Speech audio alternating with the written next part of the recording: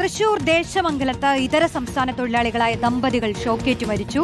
തലശ്ശേരി കൂട്ടുപാറക്കുന്നിൽ പ്രവർത്തിക്കുന്ന കോഴി ഫാമിലായിരുന്നു അപകടം. അസാം സ്വദേശികളായ ഷഫീഖുൽ, ഭാര്യ റുക്സാന എന്നിവരാണ് മരിച്ചത്.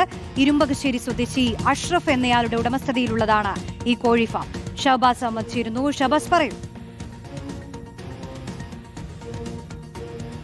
റോഷിനി, വളരെ ദാരുണമായ ഒരു അപകടമായിരുന്നു ഇന്ന് രാവിലെ 9 മണിയോടെ നടന്നത്. ദേശമംഗലം തലശ്ശേരിയിലാണ് ഒരു കോഴി ഫാമിലെ ജീവനക്കാരായ ദമ്പതികൾ ഇത്തരത്തിൽ ഷോക്കേറ്റ് മരിച്ചത്. ഇന്ന് രാവിലെ ഇവർ ഈ കോഴി ഫാമിലേക്ക് പോയതായിരുന്നു. അപ്പോഴാണ് 9 മണിയോടെ ഇവർ രണ്ടുപേരും മരിക്കുന്ന ഒരു സാഹചര്യം ഉണ്ടായത്. അസം സ്വദേശികളായ ഷഫീഖുൽ ഇസ്ലാം, ഭാര്യ റുക്സാന എന്നിവരാണ് മരിച്ചത്.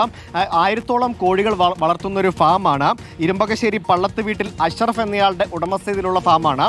ഈ ഫാമിലാണ് ഇവർ ജോലി ചെയ്തിരുന്നത്. ഈ ഫാമിലെ കാര്യങ്ങളൊക്കെ നോക്കിയിരുന്നത് ഈ ദമ്പതികളായിരുന്നു. എന്നും സാധാരണ പോലെ ഇവർ ജോലിക്ക് പോകുന്നു. അതിനിടയിലാണ് ഇത്തരത്തിൽ ഷോക്കേറ്റ് മരിക്കുന്ന ഒരു സാഹചര്യം ഉണ്ടായത്. ഈ ഫാമിന് ചുറ്റും വെച്ചിട്ടുള്ള ഒരു വൈദ്യുത വേലിയിൽ നിന്നാണ് ഇവർക്ക് ഷോക്കേറ്റതെന്നാണ് പ്രാഥമിക നിഗമനമായി പോലീസ് പറയുന്നത്. ഈ എലികളും മറ്റു മൃഗങ്ങളുമൊക്കെ കോഴി ഫാമിലേക്ക് കടക്കുന്നത് തടയാനായിരുന്നു ഇത്തരത്തിൽ വൈദ്യുത വേലി ഉണ്ടാക്കിയിരുന്നത്. ആ വൈദ്യുത വേലിയിൽ നിന്നാണ് അബദ്ധത്തിൽ ഇവർക്ക് ഷോക്കേറ്റത് എന്നാണ് പോലീസ് പ്രാഥമികമായി പറയുന്നത്.